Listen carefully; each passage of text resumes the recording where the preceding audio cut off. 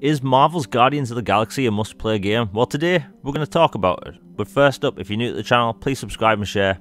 It really helps the channel out. So what exactly is this game? Well, it's a single-player, sci-fi, third-person, action-adventure set in a new story. Eidos Montreal have made something special with this game. I went into this with high expectations and they may have actually exceeded it. Now, out of the gate, this game provides a wide variety of accessibility options, which is really cool to see, and more games are putting these in. So, there won't be any story spoilers in this review, so just getting this out there. Now, the Guardians have been together for a little while, and even though they know each other a little bit, they still don't trust each other that well. And not everything goes to plan, and everything goes to hell. Now, typical Guardians adventure with a lot of twists. But the biggest draw to this game is its combat. So Peter Quill has access to melee moves via punching and kicking, and his blasters. His blasters have unlockable elemental moves you get over time, but the biggest draw to the combat, which surprised me, were how you use the other Guardians. So the other Guardians act like support characters, and you can control their abilities. So if you're in within a certain distance of Drax while you're punching someone, you'll punch a character in the air, and Drax will finish them off. If you're within a certain distance of Groot, and you activate one of his moves, he can lock a character into position so you can deal more damage. So over time, you actually gain this equilibrium with the other characters, and you get to know their moves, which is really cool, and it makes the combat not only fresh, but very unique and fun to go through. Because at first, even I was wondering, how is this going to play out since you play as one Guardian?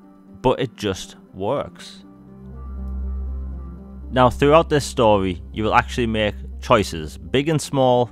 Some are funny, and well, take a look.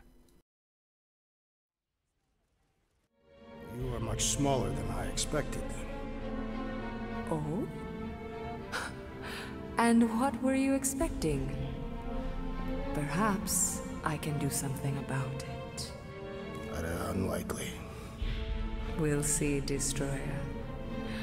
I can be quite forceful. Peter Quill. I believe she is flirting with me.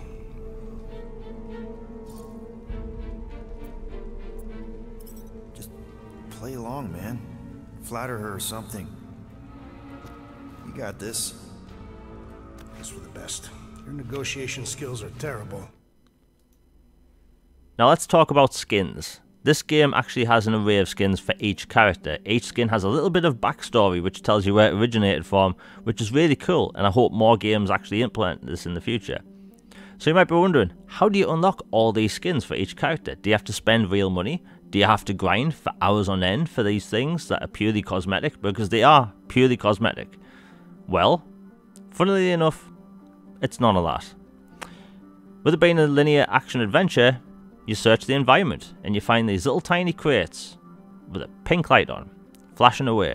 You open them up and bam, there's the skin. Cosmetic, ready to use. So each Guardian has their own little skill tree. You can unlock abilities over time, which is really cool. Now the best thing about the menu system in this is that it gives you a list of multiple things. One being a list of characters you've either met or spoken to at that point, or a list of factions showing you what their banners look like, a bit of backstory, and also a list of monsters you've encountered at that point, which is really cool. Reminds me of the bestiary from Witcher 3. Now, if you want to buy perks in this game, you have to collect this resource, which is super easy to find, but you basically talk to Rocket at a workbench and buy whatever perk you want if you have the right amount of resources, which is really cool and easy to understand. So surprisingly, one of the best things about this game, which I did not expect, was the light environmental puzzles. So each Guardian has their own ability you can use in the environment for these light puzzles. Now, if you need to knock something over like a bridge or a large boulder, you send Drax to it, which is super easy to do. But let's say you need Gamora to get up super high, because even with your double jump you can only go so high. You can send Gamora to use her sword to stick it into a wall to give you a boost, which is really cool. helps you find a lot of secrets. This is how you'll come across some of the skins and resources you'll find throughout the game. There's also collectibles for a lot of the characters you can find. Honestly, it's really well done, and I think more games need to implement more light environmental puzzles like this, because it was just fun to go through and I wanted more of it. Now, the cool thing about the environmental puzzles in this is that they always feel fresh, they don't feel repetitive, and the characters always feel like they're meant to move through the environment that way. So if you need to send Gamora over to chop over some pipes or some wires, she can do that, and then Groot can make a bridge out of his own roots, and it's a really cool effect, and honestly I enjoy it. Now, the writing in this game is superb, even the jokes. Take a listen. Why are you being mean to him? Just listen to what he's saying. I don't care what he's saying. Upper level. Captain's quarters. Fine. Initiate lockdown. Lockdown initiated. What, are you gonna kill us? In theory, these doors don't open until I say so. Yeah, I know how lockdown works. I don't think you do, because somehow you keep bypassing every security measure on this ship, and I want to know how. Or you can just show me. Mom! You know, this reminds me of the last time I was stuck in an elevator. I was with this Shi'ar girl, and Ew! What is wrong with you? she was a lovely person. Someone, please get me out of here. No one leaves until you tell me what I want to know. You already know everything. No, I don't. I know you're a mag- So this game actually has space combat. Now, in between some of the chapters, you'll actually encounter other starships and certain other things, but it's cool. It's really good. It's very action focused. It's very arcadey. You can do barrel rolls, flips. You can boost and use your plasma cannons, but honestly, it's just fun. You know, you do this maybe 3 or 4 times in the game, and I was left wanting more, which is always a good sign. And it was a really cool game mechanic that I didn't really expect. So let's talk about the visuals.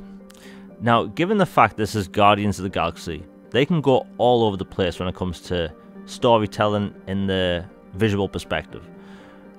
This game's gorgeous. It really is.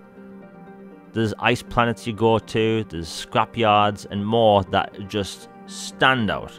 Some of the best environments I've ever seen in an action adventure. Probably the best environments I've seen in any action adventure. And with HDR, a lot of areas in this game just pops. Now, we are a year into this generation almost, and I have to say this is probably the best looking third person game in general I've played, which is saying a lot, because this has a lot to compete with, things like Gears 5, but the visual art style of this is so good, it just stands up the top.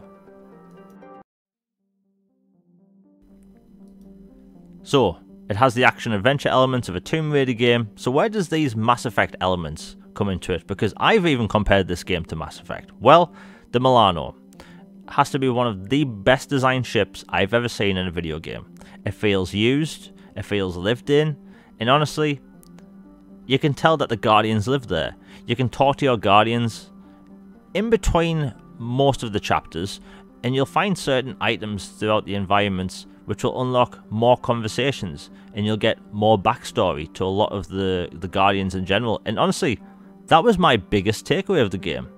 The Guardians. They are so well written. And I went into this game expecting to love the combat the most, or the exploration. But the thing that surprised me the most were the characters. Because I'm used to the movie style ones, but I walked away preferring these. They are so well written. Drax does not understand sarcasm or metaphors, and he's his own character in this game.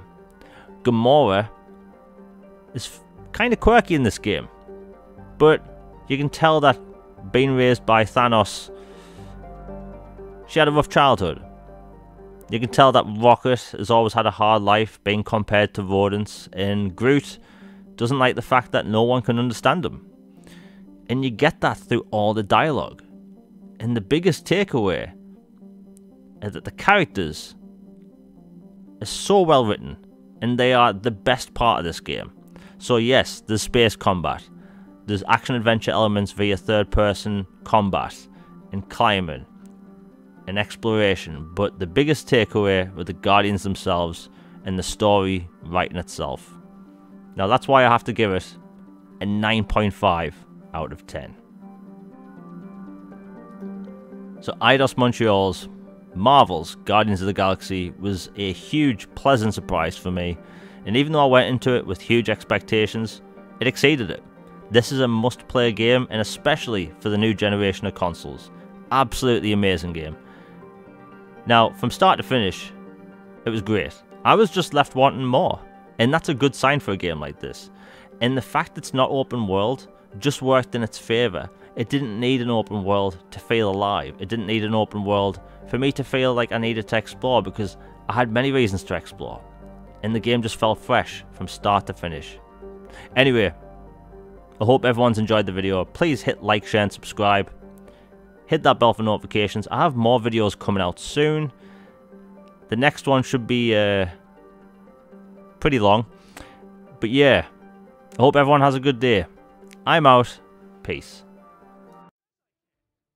This is his fault. In fact, I'm done talking to him. To who? You! So, you think? Yeah, I'll deal with the door. Someone's gotta get his... No! Turn the faithless Marcus Scott! Can nothing go easy?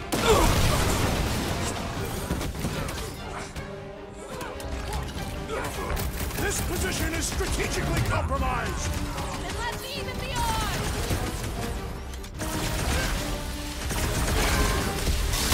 I didn't want to be here. They'll live for that! Turn on.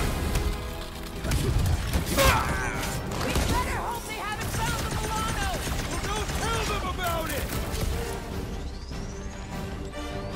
I hope Worldwide has a solid life insurance. Watch it, Drax!